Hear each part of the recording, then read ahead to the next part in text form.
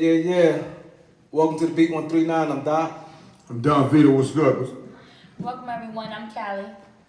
Today we have a legend who's been doing his thing with his interviews. He done interviewed tons of people.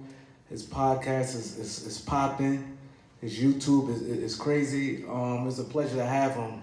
You know, I've been wanting to interview this guy for a long time. The guys need to, hear his story, see where he came from. You know, we all can learn from a guy like this who's starting podcasts. He's been doing this for a long time. Doggie Diamonds. What's up? Could you tell the people how easy it was to get me here? I ain't gonna lie. It was easy. Was I avoiding you? Did I shove you around? Did it take 6 weeks? No, See, it was right away. But you know what it is, though? That's what real dudes do, though, man. Real dudes show love and they give back. So I'm trying to. You know what I'm saying? Because you probably saying that because when you came in, dudes probably was trying to, slow roll. I used to run down on people. Oh, there you go. But you know what I'm saying, right? Yeah. You got some cats who get down like that, you know what I'm saying? Nah, the real dudes come through, they show how you really supposed to play the game, you know what I mean? I'm always happy that somebody want to talk to me, being that I talk to people all the time. Right. Somebody want to know about me. Oh, cool. I finally get to talk, so let's do it. Yeah, it's definitely a pleasure because a lot of people now doing this. You've been doing this for a long time. Yeah. A lot of podcasts. 06. A lot of 06. So, what makes you want to get into this game? Like, what was your vision back then? 06. We talking 13 years. Back then, I was in a group, a rap group, as everybody started out in music, and I used to walk around the hood with a video camera. I bought a video camera because I seen Mike Tyson said that they used to watch fights all the time so he could study how to fight. So I said, let's get a video camera. When we rehearse, we'll know how to rehearse, and everybody will be on cue. You do the ad-lib at this time, you come in with the hook, and we'll watch the tape over and over. So it went from me filming everything to me always having a camera to me just knowing all the rappers because I grew up in the music industry. To it was a website that they asked me to do an interview, and I did an interview with Ghostface over the phone.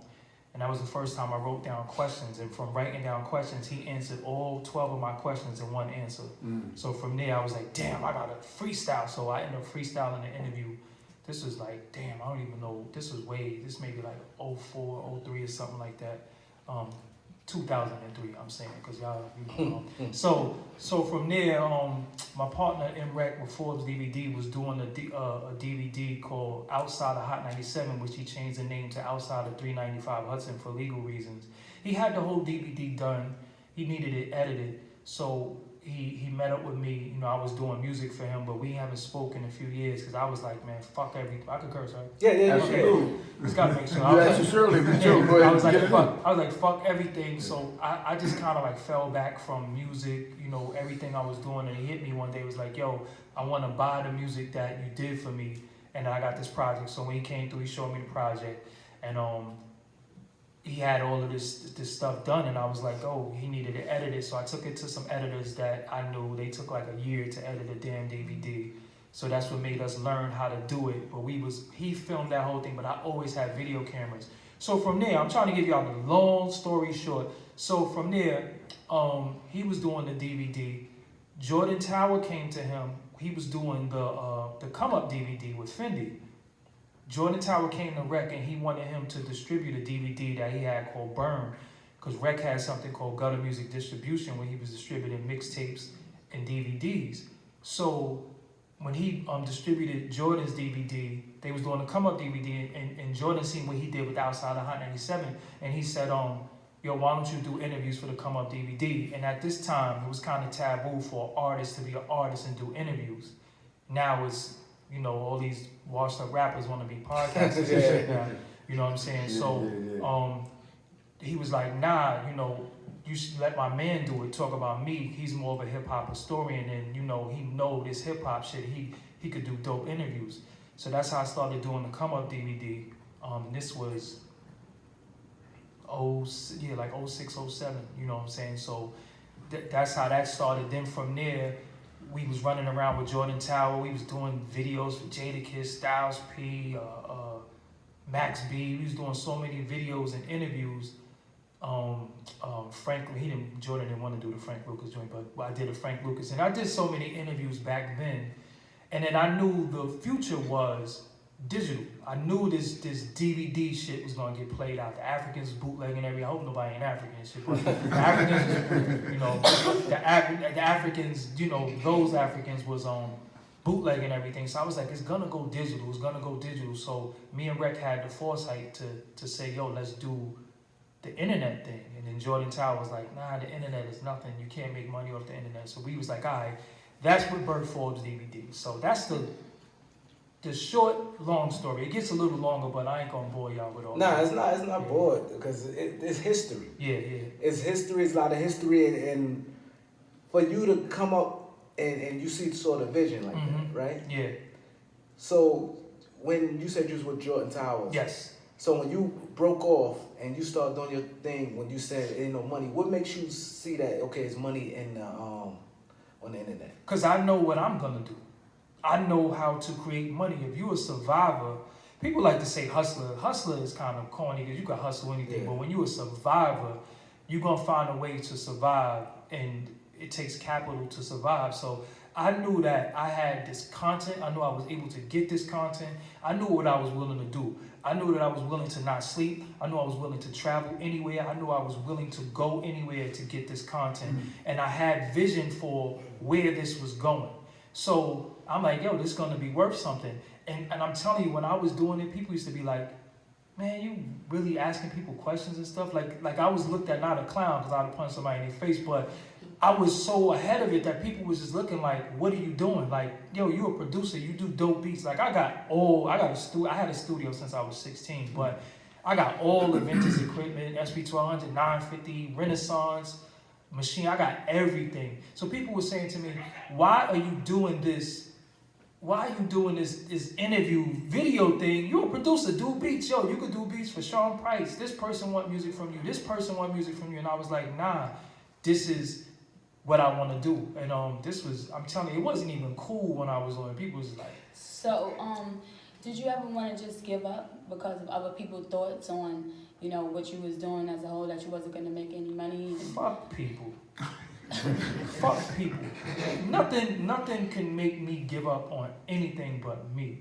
Right. Like, I believe in me so much that, and let me keep it real with you. I did give up on music, and the only reason why I gave up on doing music at a particular time because it wasn't fun for me. It had nothing to do with anybody else.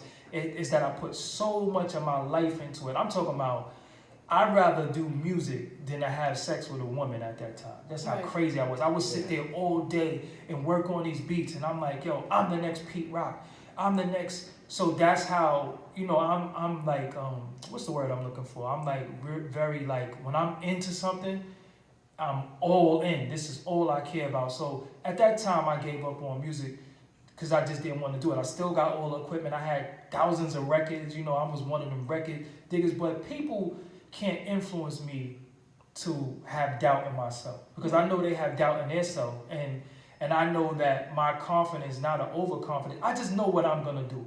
Like, so when did you know, like, okay, I want to get into the internet, like, I love this is where I want to put my energy, this is where I want to put my all. I'm not going to do the music no more. I'm going to just focus on, building myself 1999. and everything.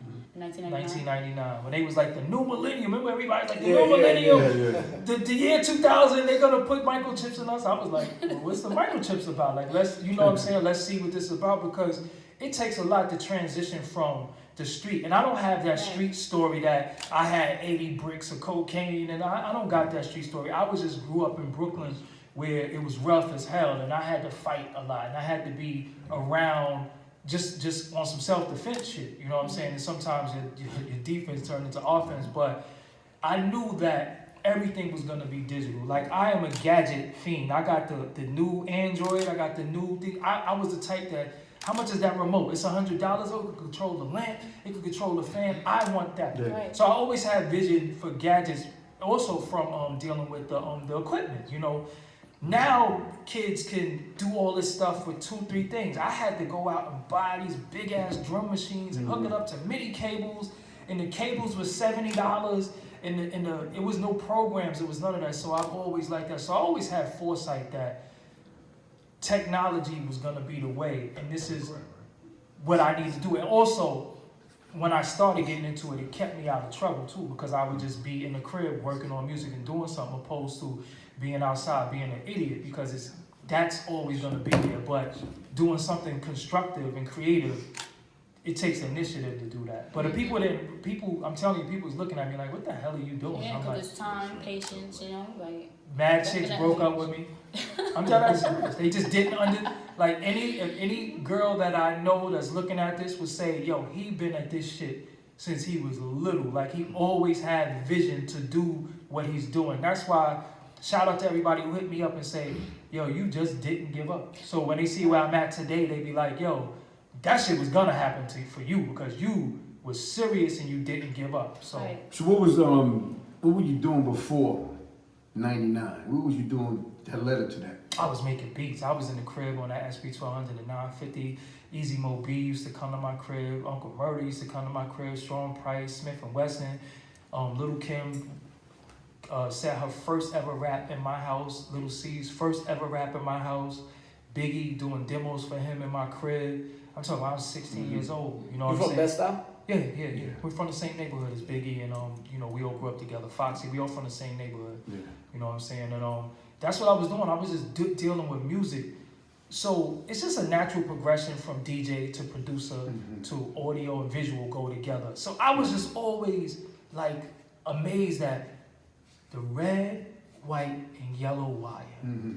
But if you plug that in there and plug that in there, oh shit, you could record off the music into the VCR tape. You could record on the VCR and play the I was into that. So I love wires. Everybody can tell you I love wires.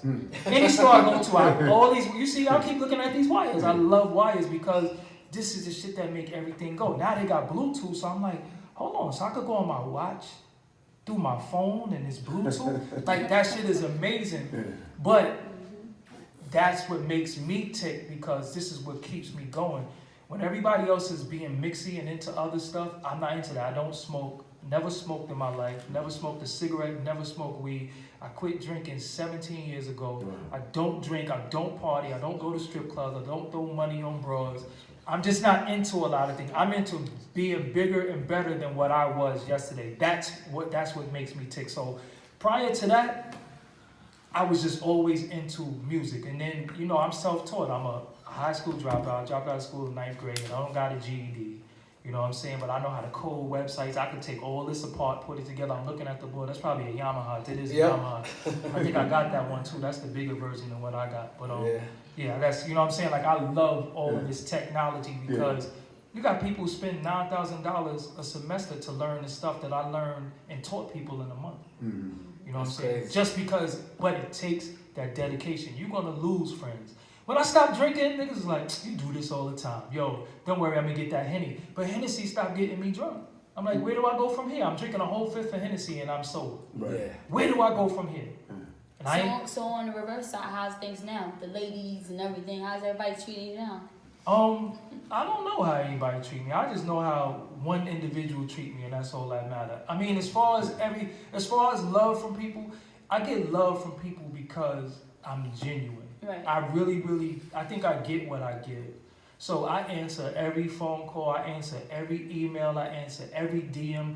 I am a people person. I feel like I'm the voice for the voiceless. Right. I like to say what people can't say on a level that they wish they can say. And you ever like see somebody accept the award and you be like, man, they need to talk about this. I'm that person that's gonna accept the award and be like, fuck the police, you know what I'm saying? Right at the Grammys or something like that. So I feel like I gotta be the voice of the people. And I think the people embrace me for that, because they know even when I do interviews, I'm gonna ask them questions that everybody wanna know from this individual. And that's how I pride in myself. So I get a lot of love from people.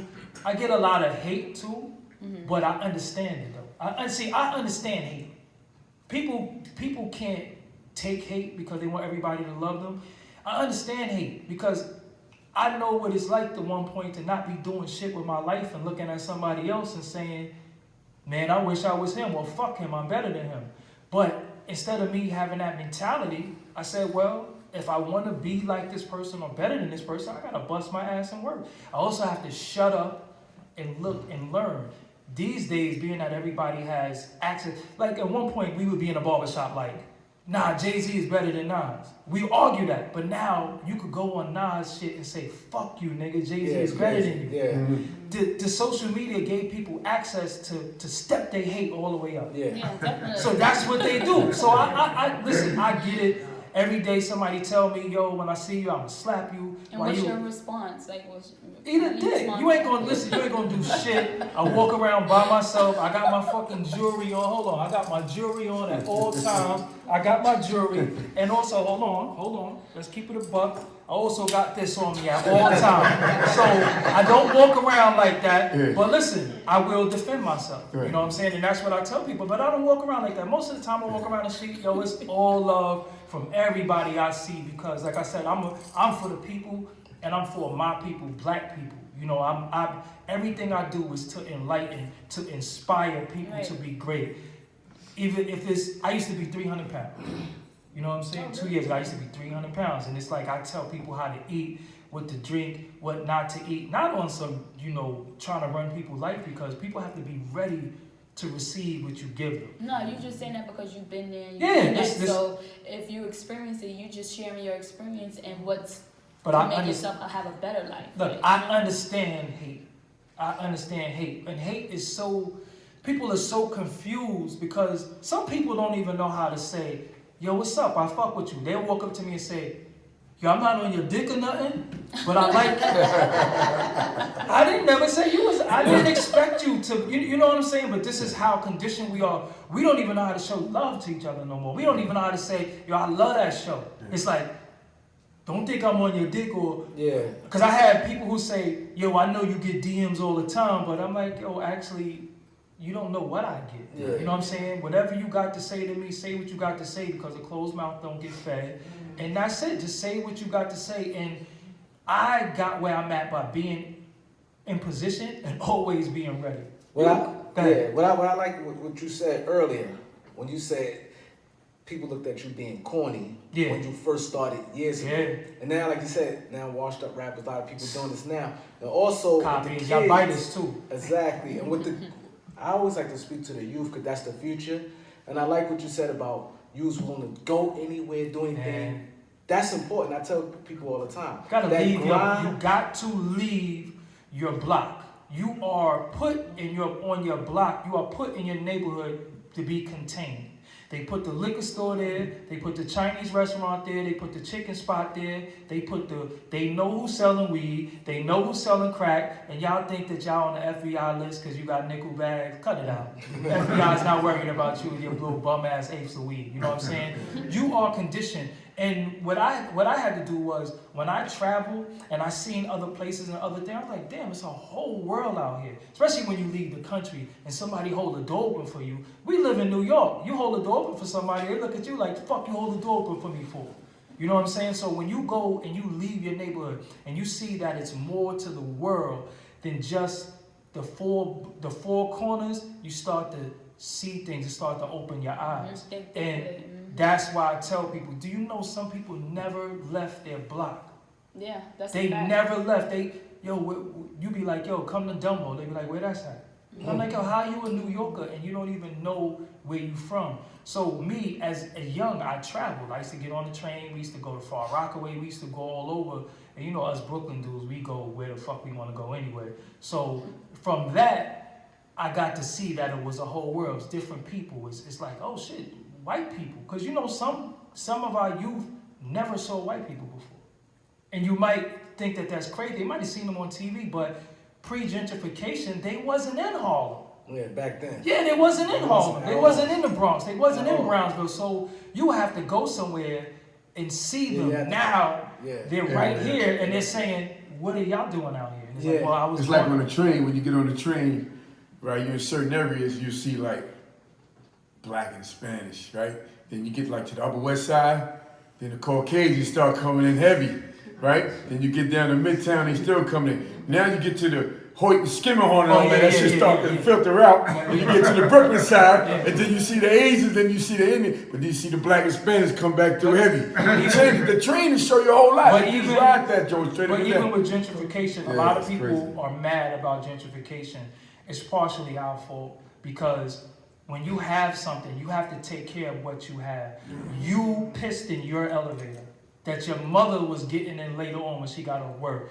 You dumped your blunt guts in the elevator, in the staircase. You spit in there. So when they came and said, this is not worth nothing, we could buy them out. Your mother's gonna sell because she's tired of living around these niggas all day, not knowing that you one of the niggas that's outside being a knucklehead. So when they gave your mother the money, which was a little bit of money, they might have gave her a couple of $100,000 for something that's worth millions in a few years, they went. And what they did, they most of the people flew south. You know what I'm saying? So we blaming them for coming in. No, we helped lower the property value because we didn't take care of it. So now when they put them little flower pots and they changed the street and they got bike lanes and these city bikes and all that, you like, what the fuck is going on? Listen, when you had it, you didn't take care of it. When the hustlers in the 70s and the 60s, when they should have bought up all these buildings and all that, they didn't do that. They was buying cars, jewelry, tricking and all that stuff. So they lost a lot. So this is what we need to see happen and learn from it. I don't blame people for doing what they do. The devil gonna be the devil, you know what I'm saying? But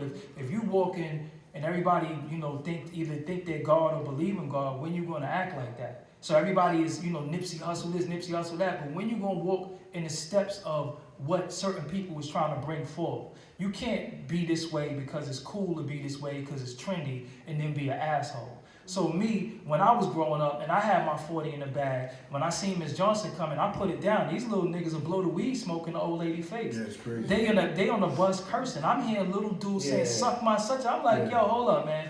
Let me get off this bus before I beat all these little kids and go to jail. You know what I'm saying? So it's like the upbringing is different.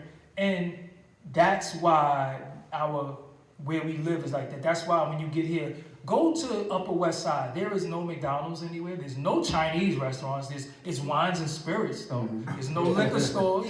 There's all types of good sandwich shops. Do you know that even when we in our neighborhoods, the fruit stands, that's the low level fruit.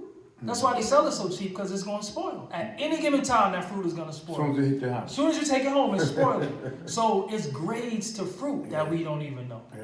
They don't sell fruit to each other with no seeds and all that shit. They got all the seed watermelons and all that. So when you're looking for that, they got it. But like I say, in closing on that, we have stuff, we have to start taking care of our own things. You know what I'm saying? And one of the things that we should take care of more is each other. So when you have a show, next year, 2 months from now, next week, this could be one of the biggest shows. I just want to say that I did it. You know what I'm saying? I don't want to be like, oh, little, you know, because we always belittle everything, but we all started out from a single sperm cell. Exactly. Yeah. And look how we morphed into and grew into something huge from a single sperm cell that won. Think about you, that one sperm cell that won. You beat millions. So I say that to say, possibilities are endless when you're trying to do something, but you just got to be, I'm in it to win it. I'm in it for the long haul. Exactly. So I like what you said when you said it wasn't easy getting you up there. What's your experience as far as like getting people on your show? How is that? I ain't going front. I got a good ratio, only because of my track record. People, when I call for interviews, most people come. The people who don't come are stupid. Because of what I'm going to do for you. See, I'm going to put you in the best light that you could be in.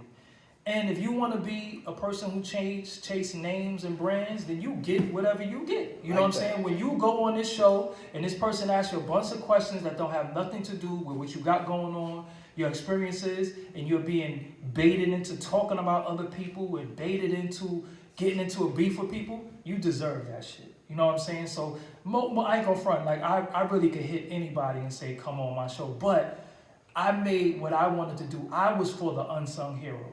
I'm such a fan of music that I'll be sitting in my crib and say, damn, where the hell is Capadonna at? And I say, yo, I'm finding Capadonna. And then I reach out and I go through my thing and I find him and then he come on my show. And it's like a lot of the audience don't understand the method to my madness. You have people who contributed to this culture that has been taken from us and monetized and bastardized, and they did so much and they don't get their just due. So I like. So Ralph, and one thing, VJ Ralph McDaniels is all about fathers. So if you doing media, Ralph McDaniels from Video Music Box, we all come in his vein. Exactly. Because that was the first person that made me run in the house to watch something. Exactly. Video Music Box is coming on, I gotta go. Crazy. Or I'm gonna fuck you up later. Or yo, we gonna fight later, but I'm going in the house to watch Video Music Box. You still airing it right now? Yes, so I always, every interview I do, I always pay homage to those that came before me and inspired. But, you know, at the end of it all, I pretty much could get anybody, but it's who I don't want now. But I like what you just said, right? Because we the same way. Mm-hmm. Like you said, people pick and choose who they get. I They like stupid. the unsung people too. They That's stupid. why we think outside the box. Yeah, yeah. Like we ain't just rappers or this. I want the guys who like yourself. Mhm. The guy who came from where you came from. You do interviews. I don't like you said. We do the same thing. Yeah. But yeah. you our inspiration. You know what I'm saying? Thank you. You our inspiration. Your numbers grew. You know, and then you humble. You do good interviews. You know, like we still on the learning curve. We want to be doing this a year, but we done got a lot of great people on the show. Mm-hmm. You know what I'm saying? So we like talking to guys. But this like is, we can learn. But this is the blueprint for everybody that's, because I've seen people that I know don't know shit about a camera. They say, yo, I'm about to start a podcast. And I keep telling people, podcasts are audio. It's not a video. If you are on YouTube, you do not, listen, if you're on YouTube, you do not have a podcast. Podcasting is audio. You can put visuals to it, but if it's not on iTunes, SoundCloud, Castbox, Stitcher, Spotify, you do not have a podcast. You have a video show.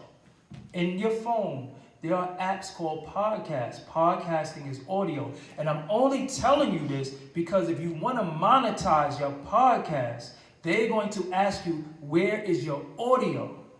And y'all keep saying, I got a podcast, and you keep telling people to go to your YouTube. That's not a podcast. I don't have to tell y'all that, but I'm tired of y'all being stupid, and I'm trying to unstupid some of y'all. So sometimes I got to say stupid words so you understand me, like unstupid, because it's all about education. When I came in this, nobody wanted to educate me. Nobody wanted to tell me. It's all trial and error. And that's one thing we do to our people wrong, too. Yes. We watch each other fuck up and then laugh at them. Exactly. You know what I'm saying? I don't want people to laugh at you. I'm telling you, you want a podcast? Even if you do it on your phone, put it on SoundCloud. You can hook it up from SoundCloud, it'll go on iTunes. It'll propagate right on iTunes. You don't know how to do it? There's a tutorial right on YouTube. You on YouTube looking at all that stupid shit. They got tutorials for everything. I learned how to make chicken fried rice from YouTube. You know what I'm saying? I learned how to do everything from YouTube and trial and error. So use these. You walking around with $1,000 device in your hand, you dumb. It's called a smartphone. So the phone is smarter than you? It's called a smartphone. So if the phone is smart, what are we?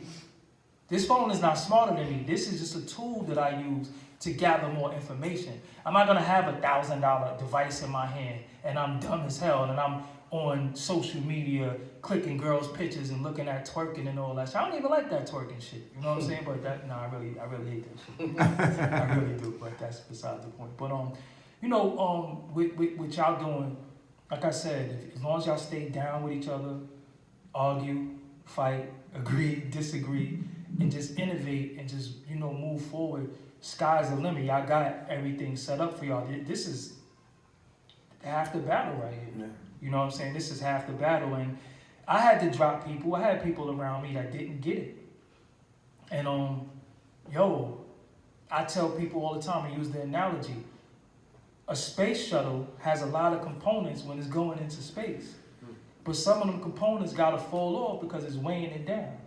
So as you get higher, them pieces just start falling off because they don't need to be there no more. And they was there for a reason, and it was there to hold everything together. But as you get higher, certain pieces is gonna fall. And the funny part about that, I gotta touch on that, because we had a few components from when we started from day one, and we was like, damn, what happened? Yeah. Why? We didn't do nothing to them. It just started falling down as we start progressing. Yo, people left me. Left us too. Women have left me. I've been thrown out in the street doing this shit, pursuing this shit. That's why this is like, it makes sense. Like, I didn't give up and I didn't fail myself. It makes it like when it all works in the end, you be like, bitch. You know what I'm saying? Because that's like all the homies who don't get it, all the women who left me, all the people who just didn't believe in what I was doing. I was mad at first, but then again I say, yo, you know what? When I get up in the morning, look in the mirror, brush my teeth, I don't see their face, I see theirs. How could I expect them to see things through my eyes? They don't know what I'm willing to do. They're scared. People are afraid. The first thing, I'm the type of homeboy that I'm gonna make you believe that you can fly. If you say, yo, I'm gonna fly, fuck that, we flying. And if you crash, I'm crashing with you. That's the type of person I am. If you make a mistake, yo, you got it fucked up, but yo, fuck it, let's get back. You know what I'm saying? I'm not one of them, told you, motherfucker, you went over there and fuck with that chick, you moved to Tennessee, look at you now. Nah, yo, she broke up, you broke up with her? Yo, you need to come back? Yo, I'm a Western Union, you some bread. You know what I'm saying? Because I don't believe in giving up on people. I think because people gave up on me so much, I have a hard time letting go of people, especially when I see the potential and I see people working. I love to reward people. Like sometimes I see people and I be like, yo, I'm bringing you on my show. And they be like, for real? I'm like, yeah, because, yo, you busting your ass. You know what I'm saying? Somebody got to help you. Somebody got to do something. That we all started somewhere. It's unfortunate that we got people who get to these spaces and then they start looking through their shades like they never was here. Yeah. You know what I'm saying? Yeah, definitely. I laugh because everybody's at DTF Radio now. I was at DTF Radio for 7 years. So brought some of the biggest guests there, and I laughed. And they was laughing at me. Oh, he at DTF Radio. He's on Sirius Satellite. He's over here. He's at DTF. And I look now like, y'all all at DTF now. Shout out to Mark at DTF. But when I left DTF, I went to CBS. You know what I'm saying? And I don't throw that in nobody's face. I just say all I have to say you start somewhere. Again, That's right. you was a little sperm cell. So, Dougie, so in your eyes, what makes a good podcast? I have to be entertained by the host.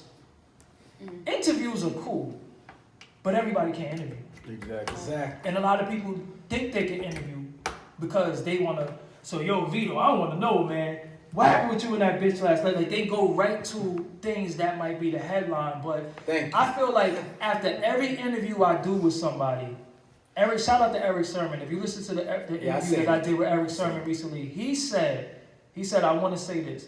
If you're an artist and you don't do an interview with Doggie Diamonds, you are doing yourself an injustice. After every interview, I feel like I know the person that he's talking to. And that's my job, this is what I brought you here for. I ain't bring you here to talk about me. No. I ain't bring you here to, who the fuck are you? And if you give me, I don't want no bios, I don't have no questions written down. Only reason why I freestyle my shit, because if I don't know you, that means the damn audience don't know you. Right. Now it's up to you to sell yourself. If you can sell yourself, you are the product.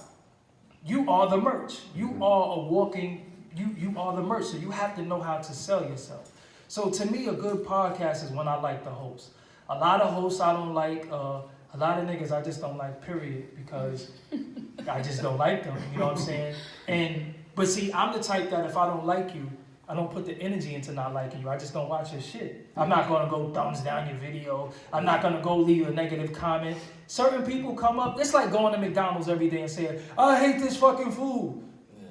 By the third day, they're going to say, yo, why you keep coming in here? Exactly. But you got people who hate me and they'll go on my shit, and the video is an hour long, and they only been up for 4 minutes, and somebody already thumbs down it. Like, yo, you got mental health issues. You could be with some woman. You could be with a woman. You could be with children. You could be playing with your children. You could be learning shit, but you on YouTube fucking with me. How do I command so much of your attention like that? But like I said, I get it. I understand it. People are failures at life, and they don't know how to get out of that fail box. They look at you like, I had somebody come on my YouTube and say, if he got to deal with CBS, I know I could get one because he ain't shit. And that's how they really look at you. Right. Not knowing the days that I was in the crib, like, how the fuck am I going to pay my phone bill? How am I going to do this? They don't know the struggles. Work that you put in. They do not see this. They just think, oh, he just got a camera and asking niggas questions. Nah, it's a little bit more to that. And now people be podcasting now and they say, I don't know how the fuck you talk for 2 hours straight. I be talking for like 7 minutes and, yo, I'm beat. Yeah, it's not as easy. It's not easy. And I like what you said, Paul, is a lot of people don't know how to interview. Like I watch you. Like when I was like before I started this, I sat on this for months before I came out. So I was watching you, Guys like Hassan Campbell, like different YouTube guys. I see, like I know you. I brought him out. You brought Side Netta. You brought out a lot of people. I brought all these niggas. I ain't gonna lie, he brought a lot of people. All these niggas. And so when you said about interview, that's why I always tell people it's important to, when you first start a question, start from the beginning. Yeah. Don't just jump right in. Once you jump right in, Not unless we know, like if I interview Jay-Z and something just happened, I'm gonna say, yo, so Lemonade, man, what happened? What the fuck? What did you do? Because again, we do have to be mindful of we are into trying to sell this product. So what I do is I'm gonna give y'all a little secret. Well, the secret is kind of out because niggas be biting that shit. I'll do an hour-long interview. It might be a point in the interview where he said the most interesting shit.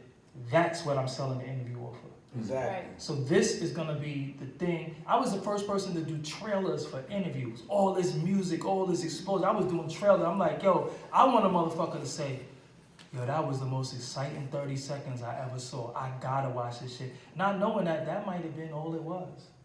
But I still have to sell. We still have to. One thing that we do wrong as black people, America is a market. And we always worried about keeping it real and doing. Yeah. Listen, if you can't pay your motherfucking bills, you a fool. Because there's so many ways to get money. And if you have talent and you have content, you got to be able to use that shit to monetize it. They're giving out YouTube partnerships. They're giving out so many things, but you got to have the information. And again, it's people like myself who have the information. Instead of people saying, yo, I just want to learn, people be like, yo, fuck you. Because we naturally hate on ourselves, and it comes from black people being inferior, thinking that we inferior to anybody else. When we do it, it ain't shit. You go to the pizzeria right now. Who's making the pizza? Yeah. What race of people is making the pizzas? No. Nah, they got Spanish making the pizza. Mexicans, right? Mexicans. If you go to a Tex-Mex restaurant, who's making that food? Chinese people. Yeah. But right? So Mexicans are making pizza, and the Chinese people are making Mexican food. But all we can make is soul food, Caribbean food, and fried chicken. And if you go in a Chinese restaurant and it's a black man in there, what you gonna say? I ain't eating no Chinese food from no nigga. But you eat pizza from a Mexican. See how we look at ourselves? Anything that we doing, what is a nigga ain't supposed to be doing? That niggas can't do this. We don't even say black people. We say niggas. You know what I'm saying? I ain't eating no pizza from no nigga. Niggas got a pizzeria? Oh, nah, niggas can't make pizza. Niggas only know how to fry chicken. And make Caribbean food and soul food. But this is how we look at each other. And I'm saying all this to say this is very important. In media, when we see each other doing media, we say, here we go, another nigga. But when you look at our white counterparts who have media platforms, everybody go run into it because it's the white guy. And once you are co-signed by the white person, you are validated. Mm-hmm. Exactly. It's the brands. It's almost like being the college kid and all of you grew up in the hood, but now the white girls want you. Yeah. So now I'm gonna give me a white chick. And you know it's a little weird because you don't say, I wouldn't say to your Vito, man, I got this bad black girl. That make no sense. I would say I got this bad shorty. You automatically assume she black. So why do I have to describe the race of the woman if she not black? Because there's something wrong with that shit. I say, yo, I got this white chick.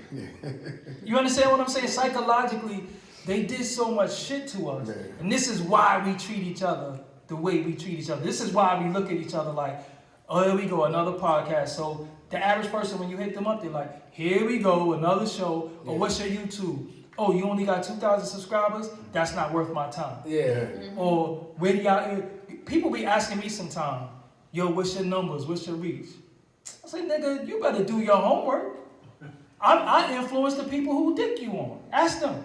But you know, I like something you said too. When you said coming on your platform, you don't know what you're gonna do for them. Mm-hmm. Like you said, some people look at. You can't always go by the subscribers or how many followers. You can't go by that. 'Cause you know why? Because like what we do, like Vito do an excellent job with the social media promotion. Yes. We've been promoting you and our next guest all week. Yes. You know what I'm saying? Even word of mouth. Yo, go to his, check him out. Our guest is big. We got Doggie Diamonds. Yeah. Go to his YouTube. He interviewed the guys who killed Tupac. I mean, the cops with the guys who were down with Death Row. I've interviewed Future. I've interviewed. See, because it's shit that people don't know that I did because, again, I just do my job.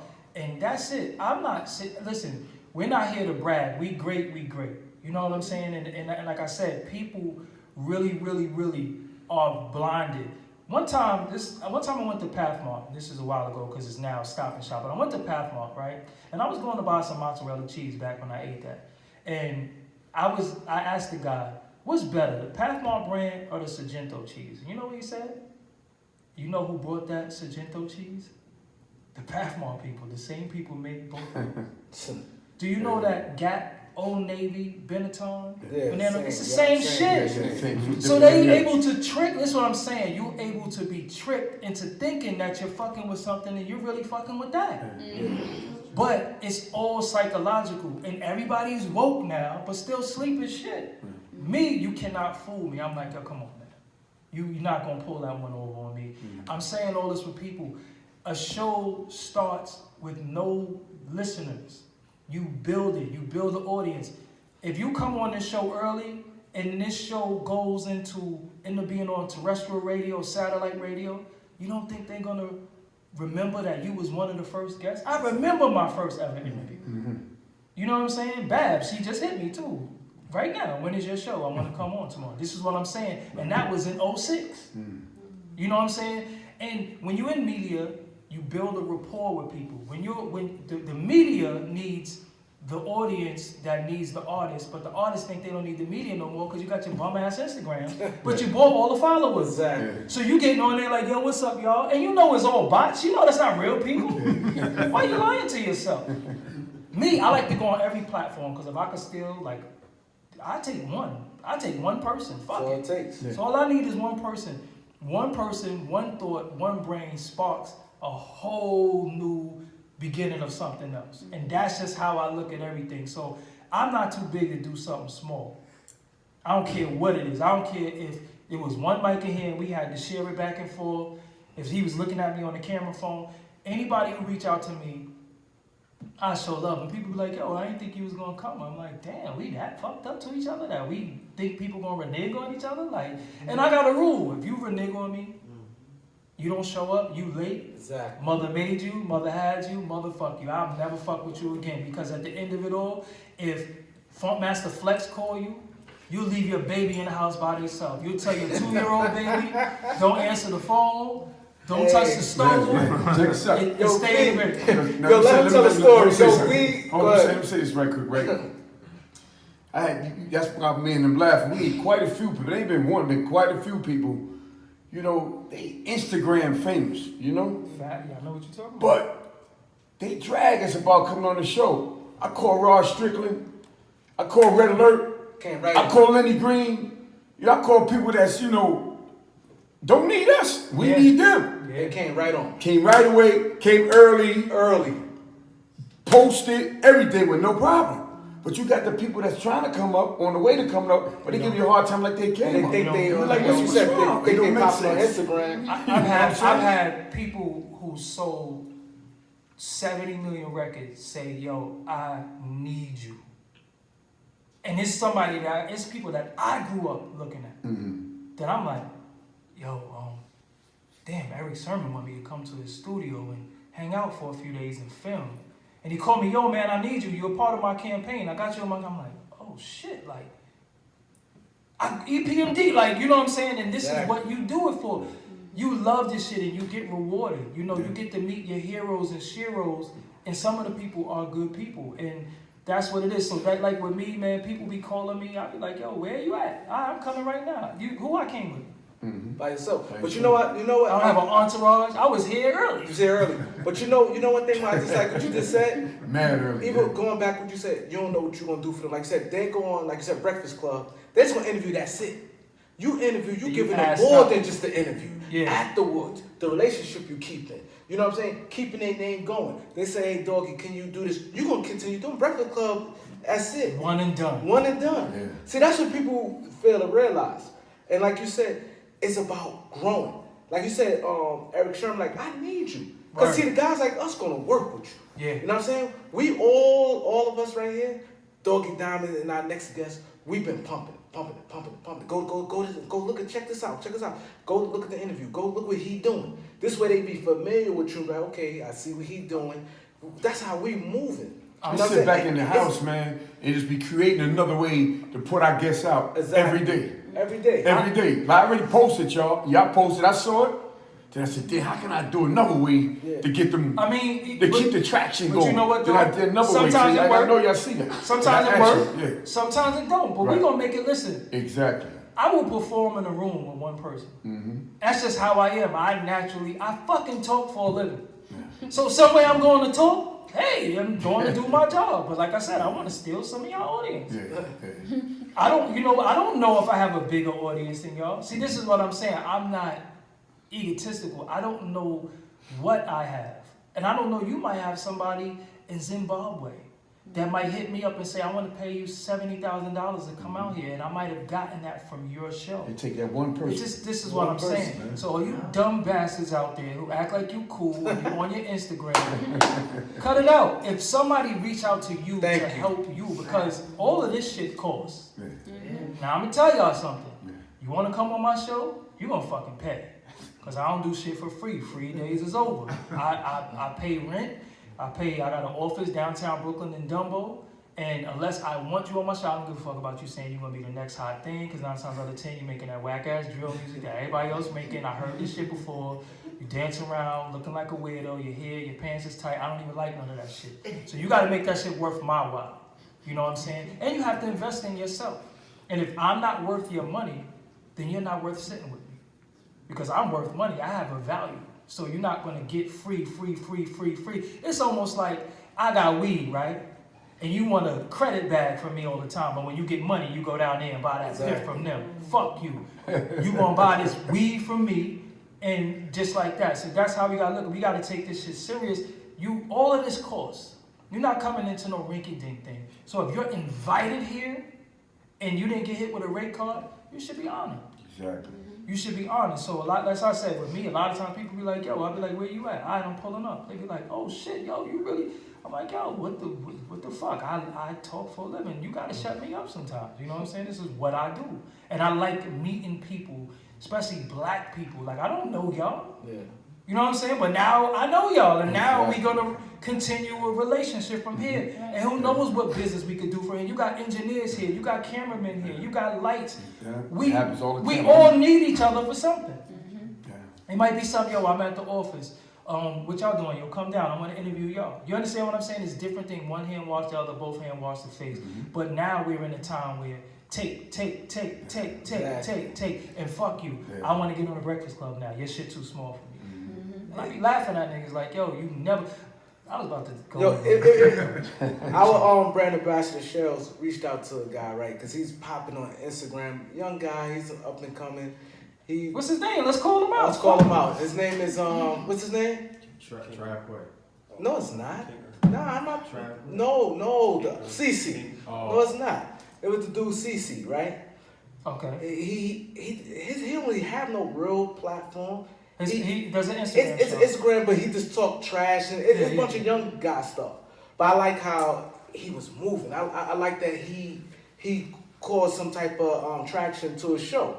So I said, the young people like him. Let's bring him to the show, ask him. You know what I'm saying? Just talk to him. The first thing he hit him with, which he sent him to his manager. Went to his manager page. Manager had nothing to do with no manager, nothing. It's just a whole bunch of other stuff. No real business. Now, first thing said, we got a fee. What y'all paying? Paying for what? You gotta understand though. Everybody is not ready for this. Everybody can't sit in the seat and articulate themselves.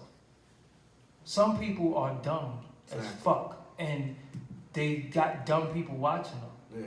So it's easy to just pick this up and talk shit and cause a commotion, but when people have to really, really sit down and expand and expound on things, they can't do that. Exactly. So you might be doing yourself a disservice by bringing certain people on here. Exactly. You can't always, I never chase names. I was always into, I'm gonna be a part of building you. I want to be the foundation of you being who you are. Mm-hmm. You know how many big time rappers now call me and say, yo, man, thank you. Yeah. thank you for the shit you did, because they wasn't fucking with me. I'm getting shows now. I'm going overseas. They saw me on your shit again, because I'm a fan. Yeah. And sometimes when I hit people and they be like, yo, who are you? I'll be like, well, I don't need to be talking to you. Exactly. You know what I'm saying? I don't need to be talking to you, because I'm not sitting here trying to sell myself to you. I got this amount of followers. And then when I say certain things, then you might want to fuck with me. I say, yo, you coming to the Viacom building? And, oh, word? That's where you get it. I take your ass to DTF or something like that. You know what I'm saying? Because that's what it's all about. Like I said, if this was in a basement, I didn't know where I was coming. Exactly. It didn't matter to me. I go everywhere by myself. I wear my fucking jewelry. I do what I want to do. I'm not scared of nobody and nothing. Whatever's going to happen, going to happen. And y'all could have ambushed me when I got here. I mean, I would have stabbed one of y'all. This is a fact. One of y'all would have got stabbed. But at the end of the day, I'm coming to meet my people. Why would I be afraid of my people? Why would I be afraid of somebody who's doing something that I do? And I remember being a year in and hoping that, oh shit, I gotta go interview Jadakiss. Like, what do I do? Like, what do I remember those days. I remember I was never nervous for an interview. The only interview I ever was nervous for was Big Daddy Kane. Because that's my favorite rapper ever. And he's from Brooklyn. And it was like, yo, this is Big Daddy Kane, man. Like, if it wasn't for him, there'd be no Jay-Z, there'd be no Biggie, there'd be no Brooklyn rap. That was the only person I was ever nervous for. And I've had people who wasn't shit at cocky and arrogant with me. And I was like, oh, this foot's never going out. You know what I'm saying? So do you want to get into your clothing line? Yeah, I have a shop.doggiediamonds.com. I have different, I wouldn't say it's a line per se, I just have different hoodies and shirts. This is right here is Pan-African Designs. You can go to their website, Pan-African Designs. I have black clothing designers send me clothes and I wear their clothes on my podcast. Only black clothing designers. You send me clothes, I wear your shit free of charge, and I, help you because, like, again, we all started somewhere, and plus I'm getting free clothes. What the fuck would I be mad for, One hand walks up, like I said, one hand walks up, I'm getting hats and shit. Niggas like, yo, where you got this? My shit fresh. So Pan-African Designs, mine's is shop.doggiediamonds.com. I have different hoodies on there, t-shirts, filter shirts. I gotta make dad hats, but I think being that I don't wear them, I didn't make none. But I gotta make some. But I have different things. My podcast is on radio.com, which is hard as fuck to get on, but I'm on there, radio.com. Used to be Play It, then it was CBS, then it's radio.com now. They're in competition with iHeart. So I'm on iTunes, Spotify, radio.com, Stitcher, and just look for Doggie Diamonds No Filter, and then I do the YouTube thing. I go live on YouTube sometimes, but I stopped doing that a little bit because I be seeing people doing corny shit. And one thing about me, I do not like to get put in a box with corny niggas. I will separate myself as much as possible. Like, nah, don't look at me like them corny niggas. Like, my shit I really spend money on everything I do. So you ever ran into like a corny interview where just everything just went wrong? Like One in my life. I don't even want to give her no light because the broad is washed up. But I'll just say she was on a reality TV show. She did one season.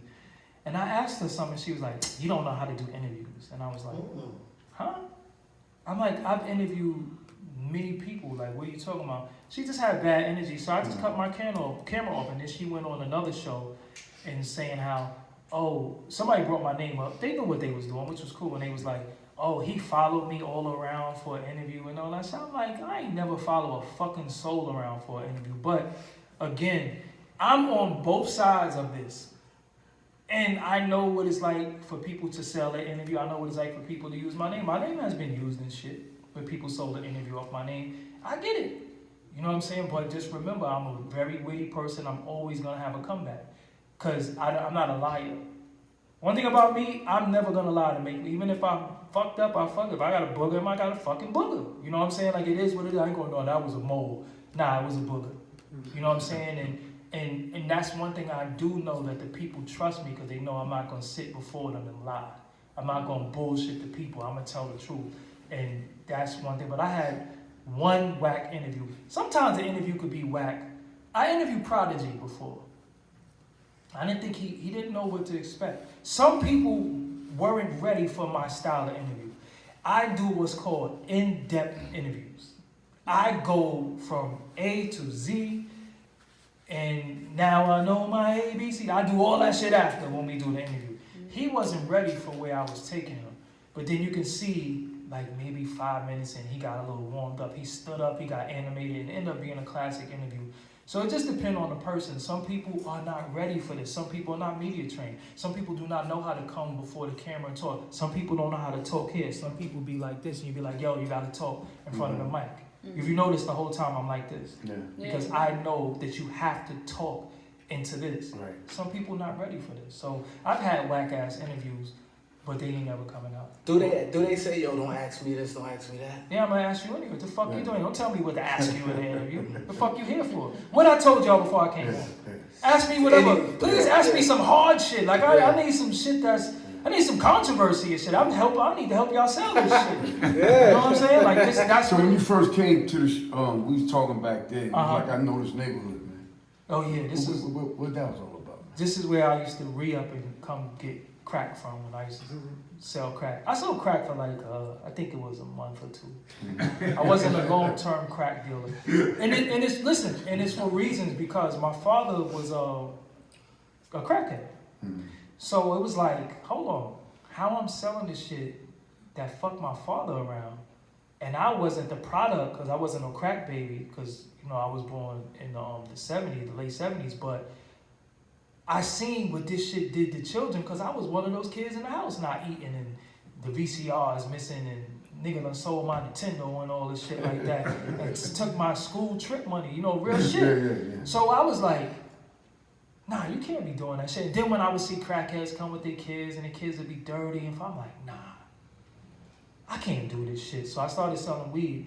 And then I realized the people who smoke weed act just like crackheads. You be seeing motherfuckers like, yo, I gotta smoke. Like, huh? For weed? Chicks doing anything for weed? I'm like, yo. So it just was the clientele of crack. Crack really did a lot to our community.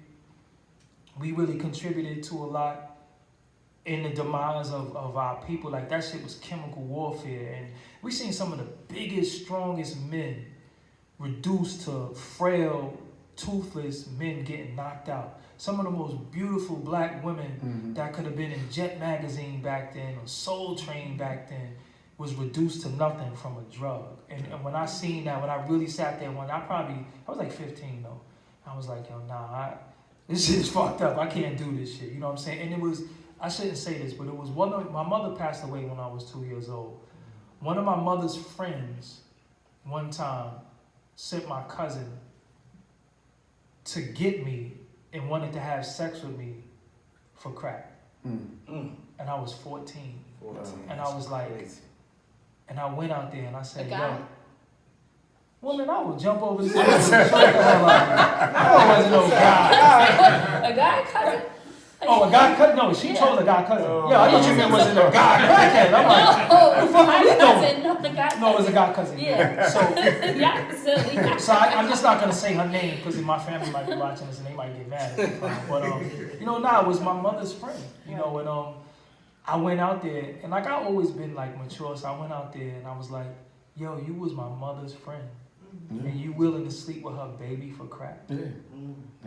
You need help. Yeah. You know what I'm saying? That's just real though, man. And I was 14, of course, and the other 14 would have been like, I'll do it, you know what I'm saying? But I never was the type, I never slept with no crackheads, I never smoked weed before, I never even put the shit to my mouth, never smoked a cigarette, never did none of that in my life. I was kind of stubborn and hard-headed, but I was willing to suffer the consequence for my decisions. You know what I'm saying? So when people say, yo, you should do this, fuck what you think. Because I'm going to live and die with me. And listening to other people, I'm telling you, man, don't listen to nobody who don't love you.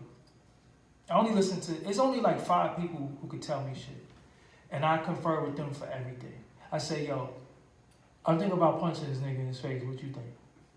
And then you say, nah, don't do that. Even though he probably really want me to do it and or won't care if he's dead. I always say, anybody who's going to tell you something that can risk your freedom or your safety or your life, they don't love you. I don't incite people. Like when I could call my cousin right now and say, yo, I'm in Harlem, about to get it cracking. Yo, go home. He won't be like, yo, get them niggas, stab them. I'll be right there. He be like, nah, go home. We figure it out. Because the object of the game is to go home. I never leave my house and say, I ate dishes. I'm going to die. Somebody's going to wash you. There's no better feeling than putting the key in your door and taking your fucking shoes off. And every time I leave my crib, I always envision myself coming back. I never say, all right, I'm going to jail, so don't worry, rent. Somebody's going to pay you. Somebody's going to vacuum the floor. No, I want to go home every night. I go home every night. I don't sleep out. I don't stay at people's house. I go home. There's nothing like going home. And that's how I've been since I was a little kid. I wasn't one of them sleepover kids. My cousins and them. I grew up around predominantly men. So crazy shit was just naturally around me. But I just always went home. And this shit saved my life. Because if I wasn't doing this, the fuck shit was available. Yo, it was available. We used to sit in the crib and be like, yo, I ain't got shit to do. Let's just go fuck somebody up. And we go outside and the first person we see, we just fuck them up. We steal their money and go buy 40 ounces of beer and Chinese food. And then one day I was like, I watched Mississippi Burning. Yeah, that movie. And I was like, nah, we ain't beating up no more black people. We only beating up white people. Fuck that. We only beating up white people. So then we started going to Midtown. I don't know if y'all know about Brooklyn, snatching pockets in Midtown Manhattan. Yeah. I wasn't there, but you know, It was crazy. I was around. Yeah, I heard about it. Yeah, allegedly, you know. But yeah. So even in being fucked up, we still got a conscience and we still got knowledge of self, and we try. You know what I'm saying? And then if nobody helps you, you stay on that dark side. That's why I try to help so many. I talk to the youth. I don't talk to no big grown dummies. You know what I'm saying? Because you set in your ways. You're stupid. You don't want to be unstupid. You know what I'm saying? You want to be dumb. But I had a young kid in the gym, and I don't want to put his business out there. I'm not going to say his name. But he told me he was suicidal. And I was like, how old are you? He said, I'm 21. And I was like, you want to trade ages? You want to be my age and I be, yeah, I wish I could be 21 again, knowing what I know now. But he said, yo, man, I just don't have nobody to talk to. You know what I'm saying? I just feel like the walls are crashing in on me. And I'm like, damn, imagine being 21 and you already lost hope in life. You want to kill yourself. Ain't no coming back from that shit. So I was just like, yo, just hit me sometimes. You know what I'm saying? And like I said, I talk to the young dudes and I'm always giving out information. Some people say, man, you always give out information, man. The game is sold, not told. And Exactly. I say, well, I can't take this shit with me when I die. And I know my DNA is all throughout media because all y'all niggas doing podcasts learn from me. Not barring nobody. You know what I'm saying? Because I was interviewing them before they was doing interviews. And you know what I like about you too, Doggie? You're not intimidated or scared to share your secrets. You just share a lot of your secrets with us. A lot of people who do podcasts, you ask them certain questions, they won't even speak. Podcasts. Yeah. Podcast, excuse me. That does podcasts, they don't even reach out. I mean, they don't respond. Like, say, like, if you want questions or certain things, like, they want to just hold everything to themselves. Like, they don't share no information. So let me tell you a story, the learning experience for me. Fetty Wap. I'm going to tell you some of the first people interviews I ever did. The first interview Fetty Wap ever did, I did that. Dave East, Nipsey Hussle. I did his first ever interview in 2008. I did a Fetty Wap interview. They brought him to me, and he didn't have no eye. And I'm sitting there looking, he had no dreads, he had a flat top, and he's sitting before me. He was cool as fuck, but he played his music for me, Trap Queen. And I was like, that shit trash. But I ain't say that. You know, you like it, I love it. He left, I said, yo, that kid ain't gonna make it. That shit's horrible. He only got one ass eye. 2 weeks later, he was #1 on Billboard. And I'm saying that because you just never know who's going to be the next big thing. Exactly. You have to, just hear people out, give people a shot. Like I said, next year when I come back, it could be next week. Y'all could be like, yo, we over here doing this now. We doing this now. It's about growth, development, and progression. And that shit only helps me. So when I got something I'm working on, I'm like, yo, I need to come back and plug this project. Sure. Because I never know where you're going to be. You might be in NBC next week. You might be in Sirius Satellite. Or you might stay here. You might expand this. You know what I'm saying? Because let's not put these brands out there like they better than what the fuck we doing. Because they're a brand. We them niggas too. You know what I'm saying? But I'm just saying, you never know who's going to be big. That's so true. Things can turn over really fast. Fetty Wap, I laughed at him. I've only been doing this 3 months. And, you know, I still get nervous and I still get caught. You see, I said podcasts. You know, I get nervous. What's you sometimes. nervous for though? You know, it's just sometimes I don't know. It's just when you're expressing your thoughts and it just don't come out sometimes how you say it in your mind. It don't come out the same exact way sometimes. I'm never nervous. I'm never nervous about shit. If I'm gonna be nervous, I'm gonna stay in the house. Yesterday, I knew I had to come here today, right? So I didn't have a haircut. I was really wolfing. So I said, damn, I need a haircut. I was on my way out the crib. I just got a bad vibe. I was like, yo, man, go the fuck back in the house. And I turned back around and went back out. I took my clothes off. I had a different pair of underwear on. I put my house underwear on, put my shorts on. You know what I'm saying? Took my outside socks off. You know, because you got outside socks, you got outside underwear. You know, y'all know what I'm talking about. And I took all that shit off and got in the bed. Because I didn't like the vibe. Right. And when I get those moments, I retreat. Something is wrong. You know what I'm saying? So I'm more of an adventurer. Like, I love this shit. Like, it's going to be a point where you love this shit. Like, I can't wait to do it anymore. Right. My camera crew, shout out to him, Robin Production, they call me and say, yo, man, we got to work. And I say, what y'all want to do? We say, yo, hit up CBS. Let's find a guest. And then I just reach out. I reach, yo, Pete Rock, I need you. All right, I got you. But you know what? Where the nervousness set in, it's because you want to say the right thing. You want to ask the right questions. It's like the anticipation of it all, like in your mind, like, you know, when you speaking to someone, you know, it's not like the people itself, but it's more of the expression of it. There's all. No wrong way to do the right thing. Right. You just gotta go with the flow. It's a vibe. See, that's why I like to create. I feel like we got a vibe. Even though I talk too fucking much, but we got a vibe. No, but it is a vibe. You know what I'm saying? Like when anybody interview me, you don't really have to ask too many questions, but it's a vibe, and I feel like with that, I want to make you comfortable. One of the key, somebody asked me, Freeze, he has a DVD called Sub-Zero DVD. I don't know if he does it anymore, but Sub-Zero DVD was a big DVD. One day he asked me, he said, yo, why do everybody open up to you?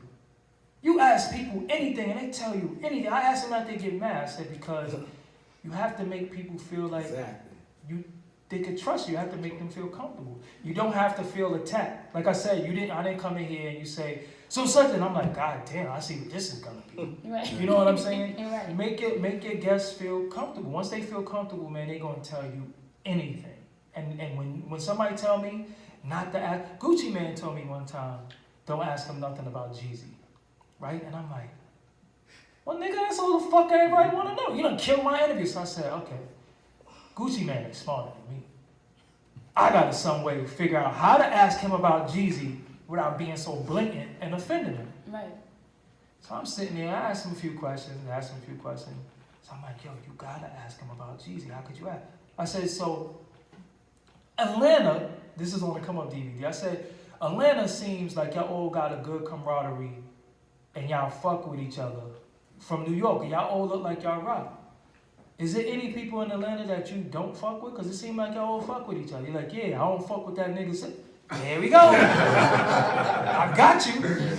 Because this is what this is all about. Like, this is you play chess? Yeah. I play chess. Chess, this right here is the most powerful thing that you have. Your mind, once you start using the power of your mind, not your mouth, because your mind control everything. Your mouth, you know, your mind tell you what to say.